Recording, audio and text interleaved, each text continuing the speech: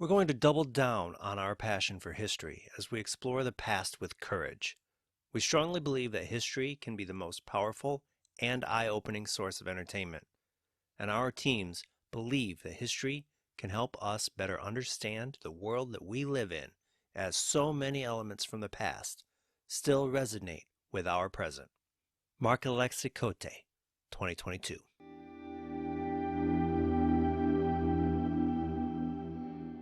Hello, I'm Andrew, and I want to welcome you to Visions of the Past, a podcast all about the lore of Assassin's Creed. This is episode 110, and today we're going to take a look at the announcements from September's Assassin's Creed Showcase and what they can mean for the lore of the series. There are a couple things I want to shout out that we didn't see before getting into what we did see and what those things can mean for the lore.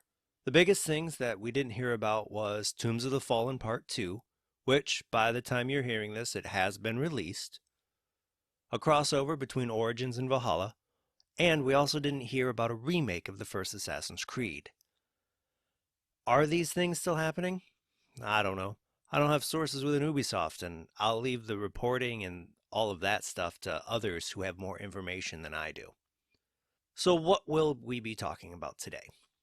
Today, I'll be talking about the last chapter in Eivor's life within Assassin's Creed Valhalla, Assassin's Creed Codename Jade, Assassin's Creed Codename Red, Assassin's Creed Codename Hexay, and Assassin's Creed Mirage, and how these titles can fit into the series lore based on what we currently know and the real-world history of these games' time periods. So let's start with Eivor's last chapter. It's unknown how many years this story takes place in and how many years after what we've already seen.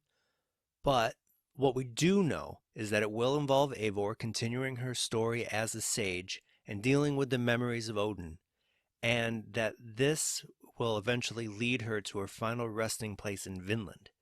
And there really isn't much more that can be said about it because there really isn't anything else known. Up next, we're going to talk about the AAA mobile game developed by Tencent that is currently going by Codename Jade. Not a lot was said about this other than it would be set in 215 BC in China and that you can create your own character. Before getting into the setting and what happened historically, I have one question. If we are creating our own character, where do the historic memories come from? With that being said, let's take a look at the setting. China 215 BC. At this point in time, China was ruled by Qin Shi Huang, the first emperor of the Qin dynasty, and he has been on the Chinese throne for roughly 6 years. It was also during this year that he sent General Meng Tian on a military campaign against the Xiongnu, who were being led at that time by Taumen. This campaign makes the most sense for the background of the story, as it was stated by Mark-Alexi Cote that we would be able to climb all over the Great Wall of China. But we also have to mention that there was a campaign against the Beiyu going on at the time as well, but this campaign was being led by General Meng Wu, and it was going on in the south of the empire. While we might hear about this campaign in the story, I think it's unlikely that we'll see a lot of it, as this campaign ended in 241 BC, a year after the date we were given. Within the series, there has been a few mentions of this time period, the biggest being the death of Qin Shi Huang on September 10th, 210 BC, 5 years after the setting that was given. Depending on how many years we see in the game, we could meet the assassin Wei Yu, who has a statue within the sanctuary of the Villa Auditore. Or we could even be reliving his memories. With everything that we do know about this game, I feel that I can say that we'll be dealing a lot with the aftermath of the Warring States period of China, and possibly even the start of the fall of the Qin dynasty. The next two games don't have a ton known about them right now. Codename Red and Codename Hexay. We do know that they'll be launched through the Infinity Hub, which will hold the modern day story and act as an entrance point for the past, present, and future of Assassin's Creed. If this also includes the transmedia, that is yet to be announced, but I think it'd be cool to see areas where we could read comics or novels or jump right into the Netflix series or even the movie that starred Michael Fassbender. First thing that we're going to talk about is Codename Red. The game's development is being led by Ubisoft Quebec with Jonathan Dumont as creative director.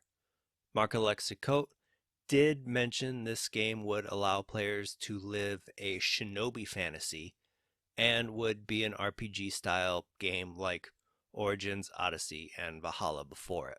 While I've not seen a formal announcement of the time period, the only thing I've seen has been rumors floating around about the setting of the game being sometime between Assassin's Creed and Assassin's Creed 2. If this is true, it puts the game sometime between 1191 and 1476. In Japanese history, that would put the game in either the Kamakura period or the Muromachi period. There are a lot of things that this 284-year stretch could encompass, like the Jokyu Rebellion in 1221 or the Mongol invasion led by Kublai Khan in 1274 and 1281 during the Kamakura period, or the Odin War in 1467, or even the arrival of the Portuguese in 1543 within the Muromachi period. I think it's most likely, though, that we're going to end up closer to the end of the Muromachi period, during a time that is often called the Sengoku period. There are a few reasons why I do think this. First is the fact that this period is shown within Assassin's Creed Memories, with the historical characters of Hattori Hanzo, Oda Nobunaga, among others. It even shows Nobunaga being in possession of a Sword of Eden. This time period is rife with war, but after the siege of Osaka in 1615, early in the Edo period, the country settled into relative peace. There is also the idea that Marc-Alexis Cote stated about leaning more into history and living the shinobi fantasy.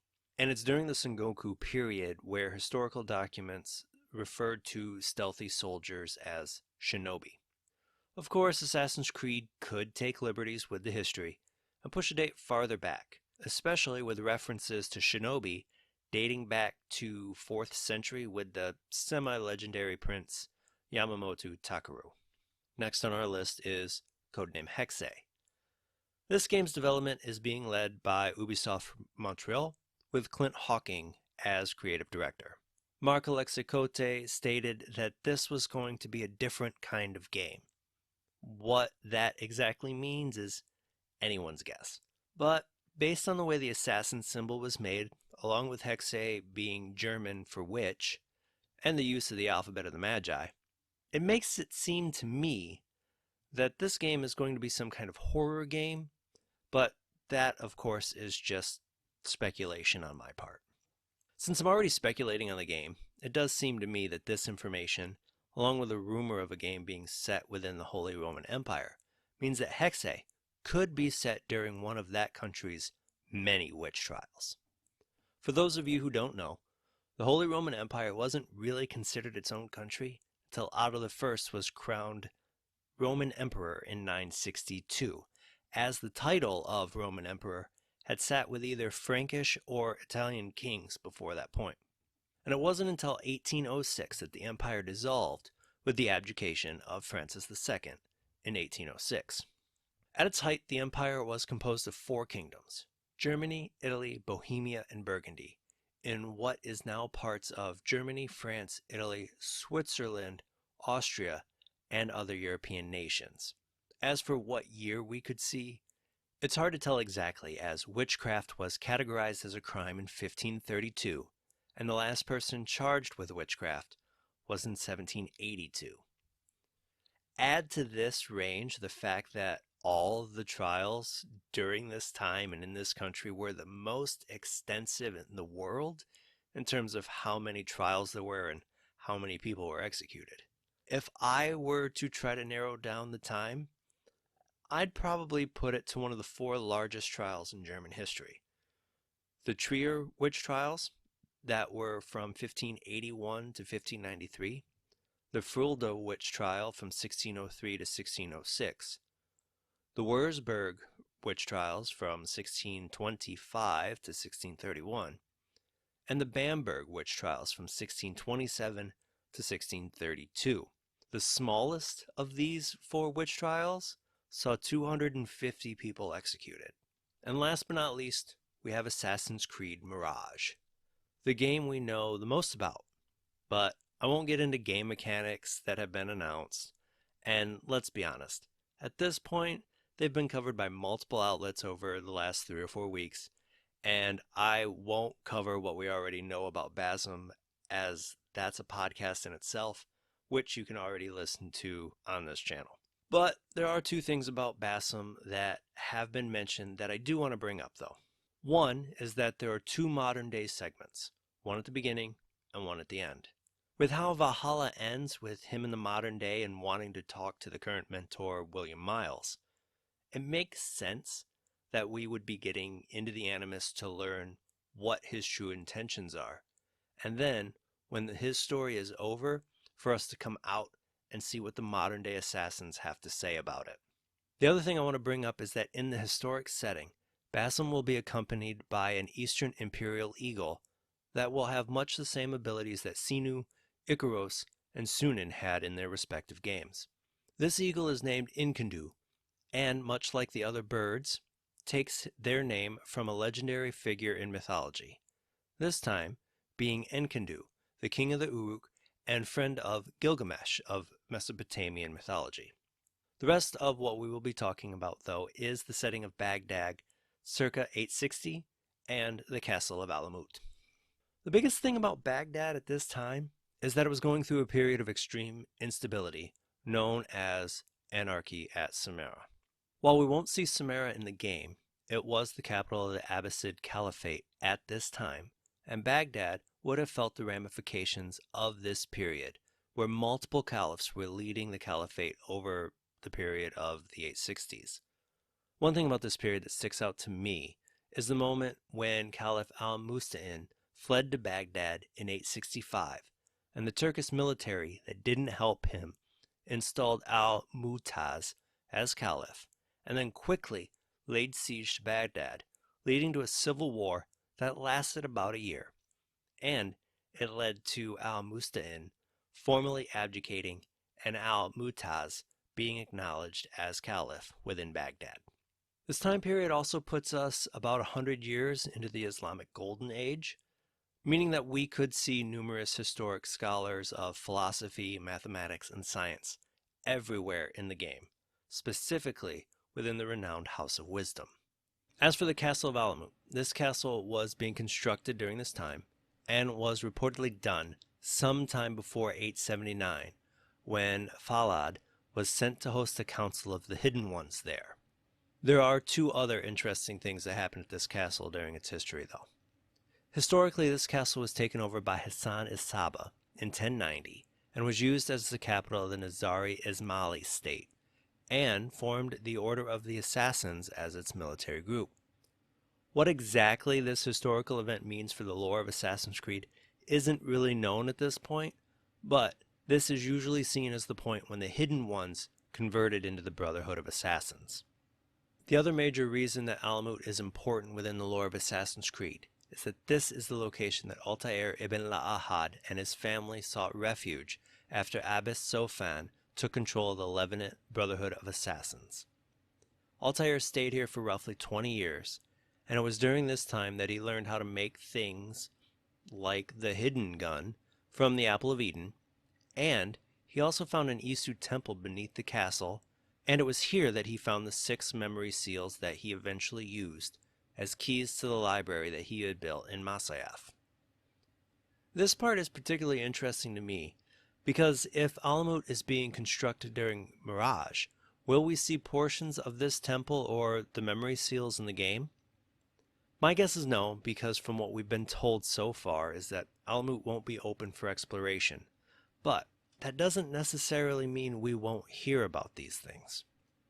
We were given so much information just from the teases we saw at the showcase that, if I'm honest, I'm excited to see how different Mirage is going to end up being from Valhalla and exactly how Infinity will work. Not to mention how Jade will play and how that story will work from the customization aspect, as well as being so far before the hidden ones were created. Hexay has me interested as well, because I like the idea that it's going to be something new and different within Assassin's Creed.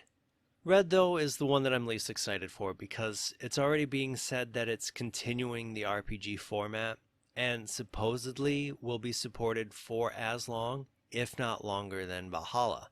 And because I'm tired of this format at this time, even with the setting being feudal Japan. I'm just tired of the bloated RPG format that we have right now. But what are your thoughts on what we saw in the showcase and what these settings could mean for the lore of Assassin's Creed? Let me know on Twitter at visions_AC. And I want to thank you for joining me today. Be sure to tune in next time for even more about the lore of Assassin's Creed. If you love stories about Assassin's Creed lore, please tell your friends to follow this podcast on Apple Podcasts, Spotify, or your favorite podcasting platform. And if you want to support this podcast and help provide for new episodes, visit my link tree at linktr.ee/Visions of the Past for links to my Twitter, TikTok, and other social channels, as well as information on how you can support this podcast. Until next time, my assassin friends, make sure to follow the Creed, and to those Templars listening, may the Father of Understanding guide you.